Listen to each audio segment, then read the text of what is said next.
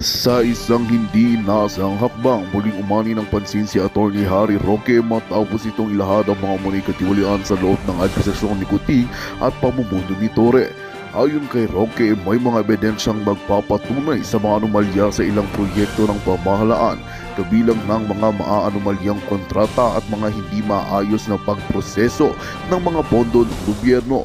Ang mga pahayag na ito ni Roque ay kinagulat ng marami, lalo na ng mga malapit sa kasalukuyang pamahalaan. Inilahad ni Roque na matagal na niyang sinusubaybayan ang mga iligal na aktibidad na ito, ngunit ngayon lamang siya nagkaroon ng sapat na lakas ng loob upang ilantad ito sa publiko. Ani niya, isang malaking isyu at hindi patas na paglalaan ang ng mga proyekto na tila pabor sa ilang piling individual at kumpanya na malapit sa administrasyon. Bukod pa rito, tinukoy rin niya ang umano'y korupsyon sa ilang mga bidding process na nagresulta sa malaking pagkatalo para sa kabandang bayan. Bunsod dito, nananawagan si Roque ng masusing investigasyon upang masigurong mapapanagot ang mga may sala. Samantala, wala pang pahayag mula kay Kuting at Torre hinggil sa mga akusasyon ni Roque. Ayon sa ilang tagamasid, malamang na magkakaroon ng malaking epekto sa kredibilidad ng administrasyon ang mga bagong revelasyon na ito. Patuloy namang umaasa ang publiko na lalabas ang katotohanan at mapapanagot ang sinumang nagkasala, kasabay ng panawagan ng mas maayos at transparent na pamahalaan sa gobyerno. At yan nga ang balitang ating pakakatutukan. Ngunit bagong lahat, siguraduhin mag-subscribe at i-hit ang notification bell para sa patuloy na pagtutok sa mga silip ng bagong balita sa tunay na boses ng masa.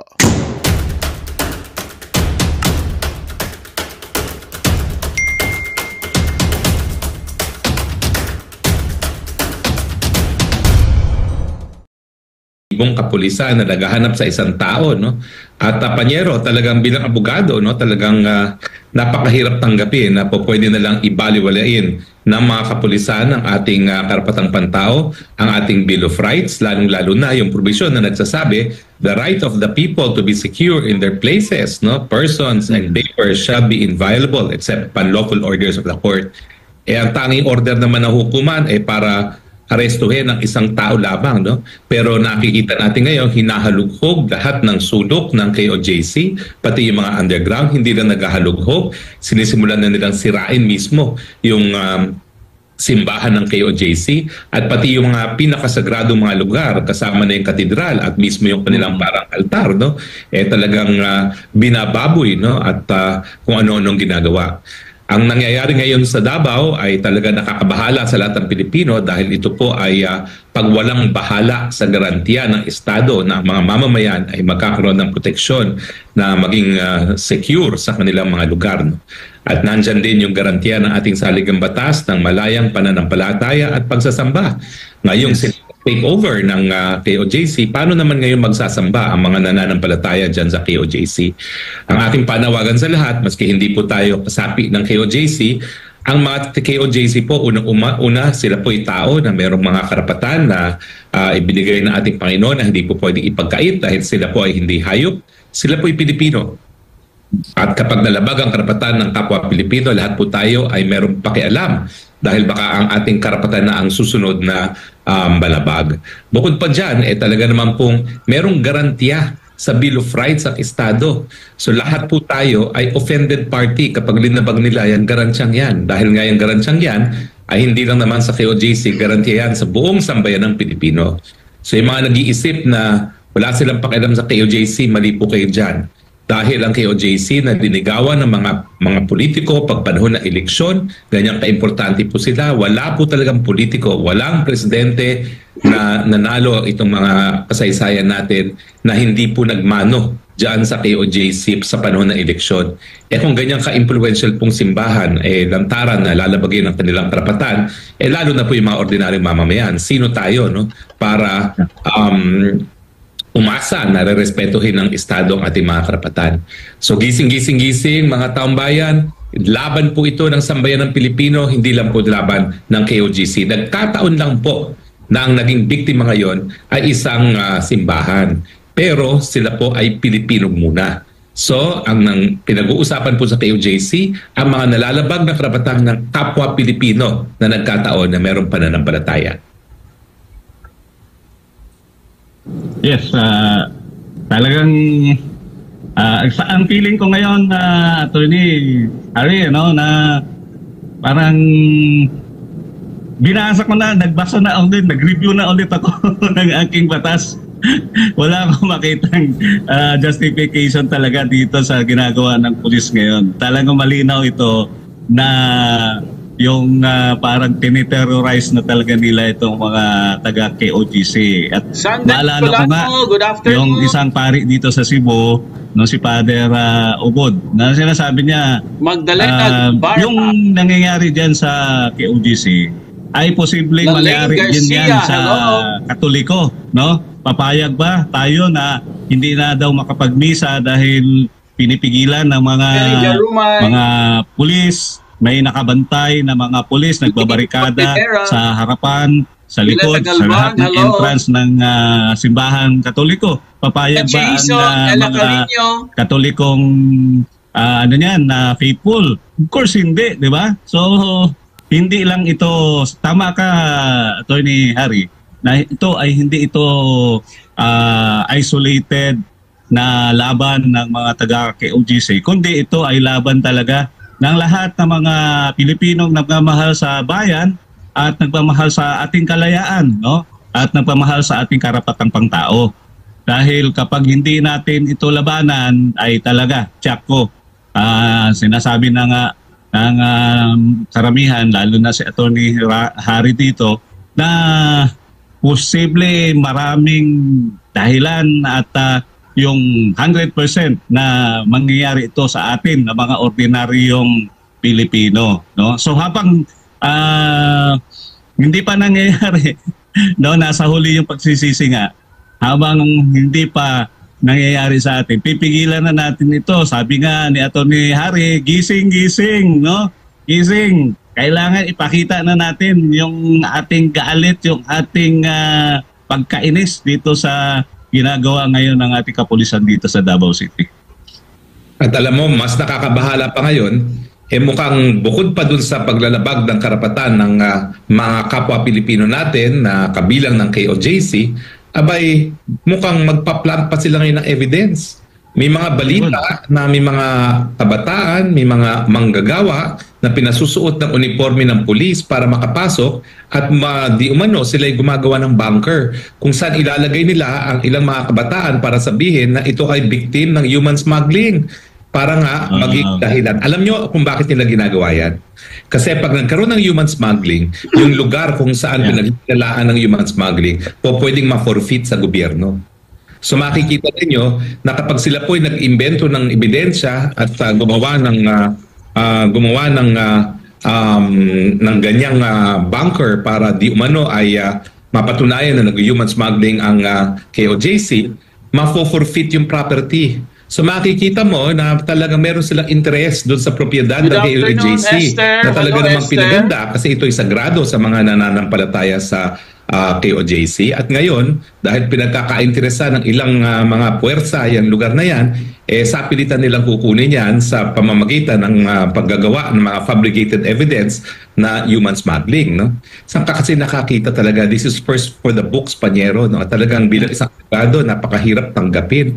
Warrant of arrest, nagresulta sa occupation at mantakin mo, yung occupation nila nakuha pa nilang gawin na pamamaraan para gumawa ng aktual na bunker para doon ilalagay yung mga menor de edad na di umano ay biktima ng human smuggling para lang makuha yung propiedad nung KOJC at para siguro maaresto pa yung mga ibang mga namumuno ng KOJC para tuluyan ng mapilay itong KOJC. No?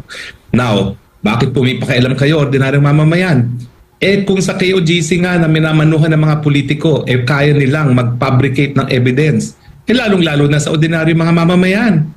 Ay naku, napakalaki po ng property, no? O pwede magtanim bala, magtanim bomba, at ngayon, tanim biktima ng human smuggling. So yan ngayon ang talagang favorite ng administrasyon, no? Imbis na tanggapin ang katotohanan na talagang sila po ay nag-engage sa isang political persecution, abay ginagamit nila human smuggling.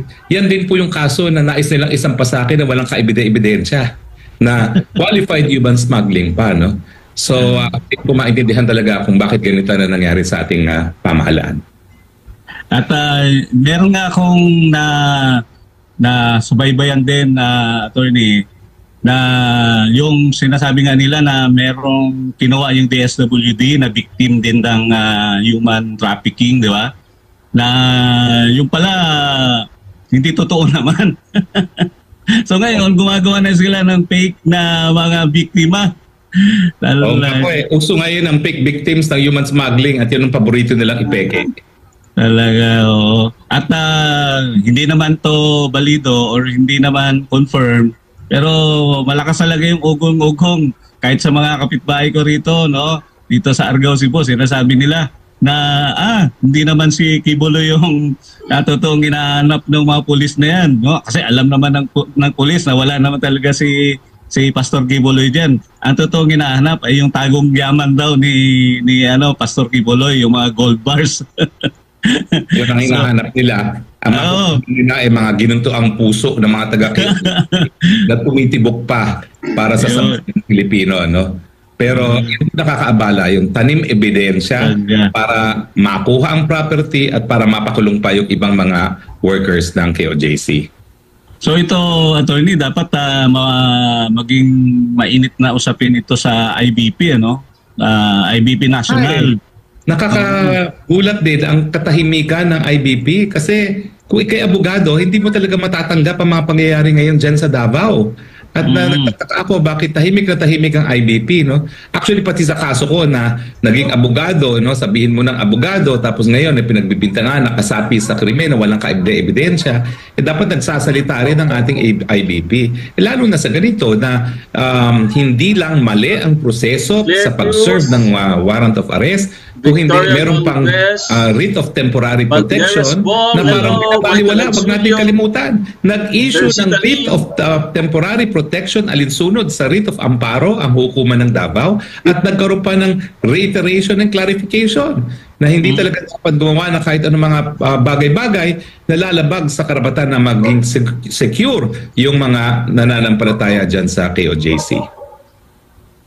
Tama, dapat yung may tayong mga concerned na abogado, attorney, manawagan din tayo sa ating mga kapwa abogado diyan sa IBP National, di ba? Na kailangan magkaroon na talaga sila ng statement, no? Ang alam ko yung IBP Davao meron, di ba? Pero iba pa rin kapag IBP National kasi yes, yun na. Ano yun, national level yun, lahat na ng abogado at yung ating national president ay kinakatawan niya yung lahat ng abogado sa Pilipinas, di ba? Well, anyway, ako po'y magbabalik meron lang mga importanteng mga mensahe na kailangan kong sagutin. Hindi pa po ako magpapaalam, babalik lang po ako at meron lang po ako mga mensahe na sasagutin. Attorney, alright, balikan ka namin, Attorney Harry, kay Attorney Filonco. Sir, may mga nagtatanong kung ano yung possible na parusa o kakaharapin na consequences nitong mga pulis, mga bagong pulis na sumusunod sa maling utos. Well, ang dami, no? Pwede kasing masampahan ng, lalo na yan, una-una, administrative cases, no? Na ang punishment yan ay posibleng pagkaalis sa kanilang pagkapulis, no? Matanggal sila. Then posible din yung criminal cases, no? Paglabag dun sa karapatang pangtao, yung nakita natin na may mga sinasaktan yung mga pulis, no? At yung pagsira diyan sa properties, no, ng KOJC. At pwede rin yung civil case, no, mga damages, no. Daming pwedeng ipapile. At alam ko ang chief legal ng Davao, ng KOJC diyan sa Davao, si Attorney Torion, ay marami na inahandang kaso na isasampa diyan sa mga abusadong pulis, no? At even yung siyempre yung taga DILG no, pwedeng isama diyan. Of course, yung ating presidente dahil mayroon nga immunity from suit, 'di ba? So baka hindi pa pwedeng isama, pero after sa kanyang termino pwede nang pailan niya ng karami-raming kaso. Opo, kasi nga ay sinasabi ng mga sinasabi ng maraming mamamayang Pilipino, may eksperto, nakikita na natin na labag na sa batas itong ginagawa nila, pero wala pang naninindigan na kahit yung mga tauhan, although alam natin kasi may talagang sumusunod lang talaga sila sa utos, pero kapag ang utos ay nalaman mo na bilang isang pulis, discretion mo na yon, na pag nalaman mo na ito may utos na ang korte, tapos parang mali na itong ginagawa namin, dapat tumayo na yung mga pulis. Dahil kapag hindi, talagang siguradong kakasuhan. Haharap ng rami-raming kaso. Kahit hindi na siya pulis, ay magpapatuloy pa ang kaso na yan. Kasi pag ang order ay illegal na, ikaw bilang isang matinong tauhan ng pulisya, ay justified ka na hindi gawin yung illegal.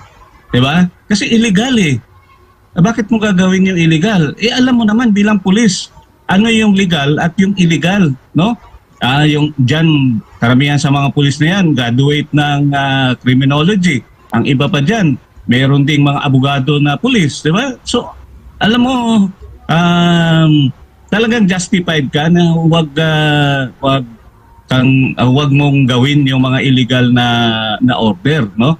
Kaya lang, ako, Jade, na nakikipagsimpatiya din ako diyan sa mga bagong mga pulis, no, na una yung wala mga ano yun mga low ranking officer, di ba, police officer, tapos takot na mawalan sila ng trabaho, di ba, kaya nga sunod lang din sila dun sa ano yung pinag-uutos. At may nakita pa nga ako diyan na mga footages, no, na parang mismo yung kapwa pulis ay pinapalo nila yung kanilang mga pulis. Na ba ganun?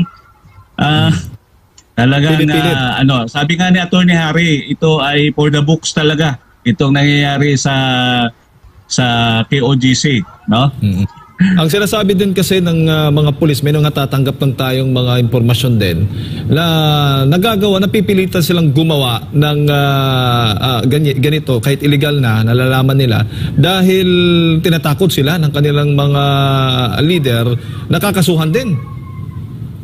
Ayun, tinatakot na pailan kayo ng administrative case, di ba? Insubordination. At matatanggal kayo sa trabaho. Yun, siyempre, ay yung bagitong pulis na yon lang ang source of income, takot din na mawala ng pagkakitaan at posible pag wala na siyang trabaho ay magugutom yung kanyang pamilya. So yun yung yung consideration o yung ginagawang takot diyan, no, panakot ng mga kanilang mga superiors sa mga ultimong pulis, no. At nakakabahala, nakakatakot talaga itong sitwasyon na nangyayari ngayon dyan sa Davao City. Pero alin ho ba mas mabigat, attorney, yung kasong kakaharapin mo dahil sa hindi pagsunod doon sa leader mo, sa utos ng leader mo, o itong kaso na kung saan illegal lang ang ginagawa, marami ang naaping mga Pilipino? Shoutout kay Nana Esteban. Well, talagang kung ako ang pulis, alang ang aking maramdaman dyan ay mas malaki yung kasalanan ko dahil ang ginagawa ko ay illegal at hindi lamang sa isang tao o ginagawa yung illegal, kundi karamihan ng mga KOJC members at may epekto yan sa taong bayan, no, dito sa ating bayan. So, yun nga, siyempre, tinitingnan natin kung ano ba yung sitwasyon ngayon, no? Napipilitan, napupersa. Yun na, yun napupersa ka. So,